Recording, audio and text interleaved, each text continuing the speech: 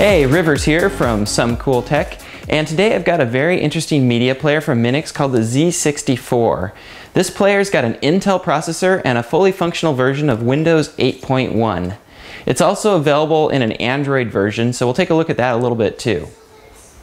The Z64 is designed to be a set-top box for media viewing, but it can also be used as a lower power desktop computer. As a media player running Windows, it gives you a lot of options for video playback. And as a PC, this has an incredibly compact design. You can even stick it on the back of a monitor and create an extremely thin, compact computer. Now let's take a look at the hardware. So on the back here, you've got an HDMI port that outputs all the way up to full 1080p. It's got 10100 Ethernet port and an analog audio out port, as well as your power port over here. And on the side, you've got two USB 2.0 ports, as well as a micro SD card slot, which I've tested up to cards of 128 gigabytes. It'd probably work on 256 gigabyte cards too as well when they become available. And then you've got your power button over here. And this is actually really nice to have. A lot of media players don't have them, and I wish they did. Now let's talk about the hardware inside. A lot of media players I've used run a Rockchip or AM Logic ARM-based processor, but the Z64 uses an Intel CPU. This quad-core processor is based on the Bay Trail core, which is used in laptops and tablets. It's fast and pretty powerful, I've noticed from my testing so far. Anyway, it performs very well as a media player. Other hardware features of the Z64 include 2 gigabytes of DDR3 DRAM, Bluetooth 4.0, Wi-Fi 802.11n, and most importantly 32 gigabytes of flash memory, which comes in really handy for storing games and apps and even some media. Okay, let's take a look at some of the accessories that you'll probably want for the Z64w. That's the Windows version. You're going to probably want a full keyboard like this with a touchpad on it. Second choice would be maybe a keyboard and a mouse if you're using it for a computer, but if you're using it for a media player, this will work great. You could also use a remote like this guy here, which has a keyboard on the back. So that will work good, because in Windows you always have to log on to things, and it seems like you just need to type all the time. So this mouse will work pretty good on there, and then probably this is your third choice, just an Air Mouse remote control, and you can use it with the on-screen keyboard, which isn't as good as the Android on-screen keyboard, but it can work. So this would probably be your third choice. One really cool thing you can do with the Z64 is make yourself an all-in-one computer out of a monitor for really cheap. So all I did is I took some double-sided sticky tape and stacked it double thick so it would go past the feet, and stuck it to the back of my monitor, connected up the cables, and hooked up a keyboard and mouse with Bluetooth, and I have a computer that takes up almost no space. You could do it for an Android mini PC as well, but for productivity you probably want the Windows one. So now let's take a look at the software that comes on the Z64. This is the Windows version. It's got Windows 8.1 with Bing, which is fine. It doesn't get in your way. I don't even notice that Bing is there. And other than that, it's fully functional. You can install whatever apps you want. It runs great. So I went ahead and installed the app Classic Shell, which gives you basically the desktop of Windows 7 most of the time, unless you want to go over to the Windows 8 desktop, and it worked great. Anyways, let's look at the device manager. So you can see it's just a regular full version of Windows. It shows your quad-core processor here. It shows your memory for your computer as less like a hard drive, but it's basically just a chip with a controller in it, not an actual separate solid-state hard drive. There's also a way to bring up an on-screen keyboard if you're, say, using a remote control like an Air Mouse with no keyboard on it.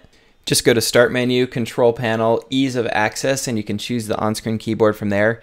It's not as good as the Android keyboard, though. It doesn't pop up every time you need text. It's just kind of like you minimize it and bring it up. Now let's take a look at the user interface. My goal is to use this as a media player, so it needs to be easy to use with a remote control. I tested it with many different remotes and wireless devices. I used Air Mouse remote controls with and without keyboards, and remotes with touchpads. The conclusion I came to is that you really need a keyboard when using Windows, because the keyboard doesn't auto pop up when you want to enter text. I'd say Android media players are easier to use with a remote control, but Windows has some big advantages when it comes to accessing content in a web browser. For example, say you want to watch some obscure Flash video page. Android might or might not work, but there's a good chance that the Z64 with Windows will work just fine. Now we come to apps. So it's nice that Windows has an app store, but a lot of the best apps aren't in it. So like CPU, for example, I can run it on Android to get it out of the app store and it works great. Here I had to go to CPU's website, download it and install it, and it works great, but it wasn't in the Windows App Store. Don't ask me why. Anyways, you can see all the CPU information and the different system specs and frequencies and things like that right here. Another thing that did work really well on here was Netflix.